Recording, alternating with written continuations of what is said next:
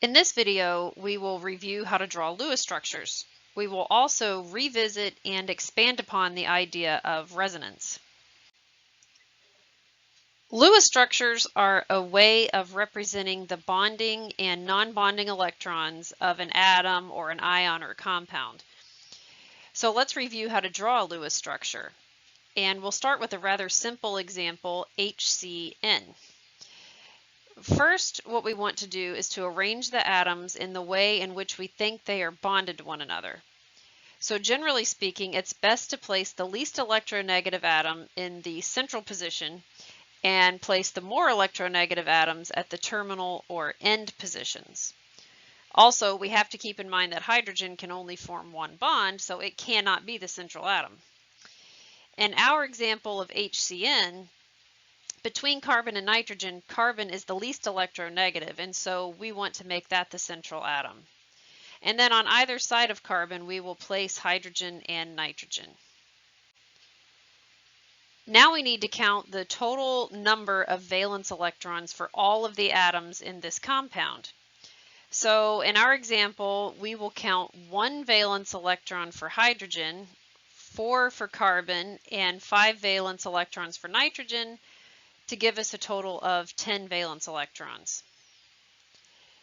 Then we want to arrange the electrons between and around the atoms by first using 2 electrons to complete each bond, then using the remaining electrons to fill the valence of all of the atoms involved. So you can see that we've run into a little bit of a problem here because we only have 8 electrons left to work with. And if you recall, both carbon and nitrogen like to have 8 electrons around them. We call that the octet rule that a lot of atoms follow. And so in this situation, we need to take some of the non-bonded electrons on nitrogen and move them in between the carbon and the nitrogen to form a double or triple bond to complete the octets of both atoms. And so if we take 2 pairs of non-bonded electrons and move them in between the 2 atoms, we now have a triple bond there between carbon and nitrogen, and only 1 pair of non-bonded electrons on nitrogen. Normally we represent these bonds with lines, and so the drawing that you see now with the lines representing the bonded electrons is the way that I will represent bonded electrons in Lewis structures from this point forward. Let's take a little closer look at HCN. Technically, we could have drawn a Lewis structure that looks like this for HCN. We have the same connectivity as in the structure on the left. We didn't break any rules by exceeding octets on any atoms or exceeding the hydrogen 2 electron maximum. And so this is actually a valid Lewis structure. Now thinking about valid Lewis structures, we don't want to get into a situation like this, for example, where even though once again we have not technically broken any rules, we've placed a positive charge on nitrogen and a negative charge on carbon. Nitrogen is more electronegative than carbon, so when you have to place charges on atoms, if possible, you want to put the negative charge on the more electronegative atom and the positive charge on the less electronegative atom. So this type of structure we would not consider when we're analyzing the Lewis structure of HCN. We also don't want to get into situations like this where there's a lot of charge separation going on. We have a 2+ charge on the carbon and a 2- charge on the nitrogen. Something like this is not going to be particularly stable, and so we don't want to take this into consideration. So we have these 2 remaining structures that are both plausible and both valid.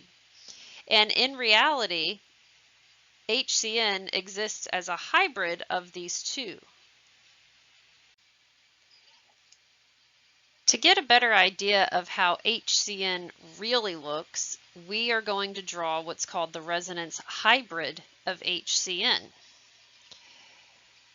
So first let's draw in all of the bonds that are present in both of the valid Lewis structures that we are considering.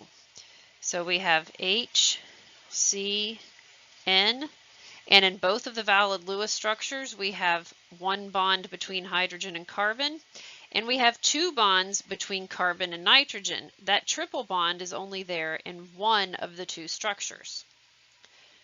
Next, we're going to add in any lone pairs that appear in both structures. So we're going to draw one pair of electrons on nitrogen because only one pair of these electrons is present in both structures.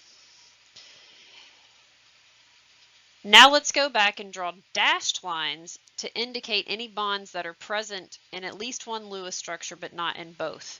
So that would be the triple bond between carbon and nitrogen, and we're going to represent that with a dashed line. And then finally, we're going to take a look at the charge of all of the atoms in both Lewis structures. So in one of the two Lewis structures, carbon is bearing a positive charge and nitrogen is bearing a negative charge. So in our resonance hybrid, we're going to show using a lowercase delta sign, a delta plus on the carbon and a delta minus on the nitrogen to indicate that there is a partial positive charge on carbon and a partial negative charge on nitrogen. So when we can draw multiple valid, reasonable Lewis structures for a given molecular ion, we really need to think about resonance, and more specifically, what the resonance hybrid of the molecular ion looks like. And so we're going to start assessing resonance hybrids and looking at which Lewis structure or Lewis structures are contributing the most to that hybrid. In other words, which one or ones does the hybrid actually most closely resemble? So in the HCN example, you have one structure that has a positive charge on carbon, a negative charge on nitrogen, an incomplete octet on the carbon, and then in the structure on the left we have full valence on every atom, no charges on any atoms. And it just feels better that saying that the structure on the left is more stable than the structure on the right. It does turn out that the structure that on the left is the major contributor to the resonance hybrid. And the structure on the right is what we would call the minor contributor. So in other words, even though the hybrid is a composite of both of these structures, it actually resembles the structure on the left more closely. Now, fortunately, we don't have to go with feelings or gut instincts when we're ranking these Lewis structures. And so we're going to start looking at how do we really make this type of assessment. Generally speaking, we're going to follow a few guidelines to help us determine the major and minor contributors to a resonance hybrid. So let us take a look at a more complicated example. We're going to look at the methyl acetate anion to show how this is done. And so I've drawn 4 possible Lewis structures for this anion, and I've labeled the structures 1 through 4. And then I've also drawn the corresponding resonance hybrid for these 4 structures. We're now going to go through the process of ranking the 4 structures from greatest to least in terms of the contribution to the resonance hybrid. To start our analysis, let's first consider complete octets. So in structures 1, 3, and 4, all atoms, except for hydrogen, which has a complete valence with 2 electrons, all the other atoms have complete octets. So in structure 2, carbon does not have a complete octet. So of the 4 structures shown here, structure 2 is going to contribute the least to the resonance hybrid. And so we're going to rank structure 2 as the lowest on our ranking scale and remove this structure from any further analysis. The next factor we need to look at is charge separation, or another way of saying this is the formal charge per atom. All 3 of the remaining structures have at least one negatively charged atom. However, structure 3 also has 2 other charged atoms. So structure 3 is going to be ranked the second lowest on our scale, and we're going to remove it from further analysis.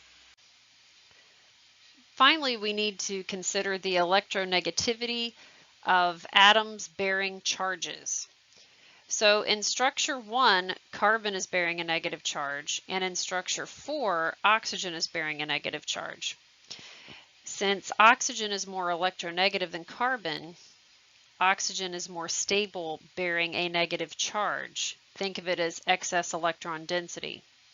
So structure 4 is the most stable of the 4 Lewis structures, and it is the major contributor to the hybrid. So we're going to rank it at the top of our scale.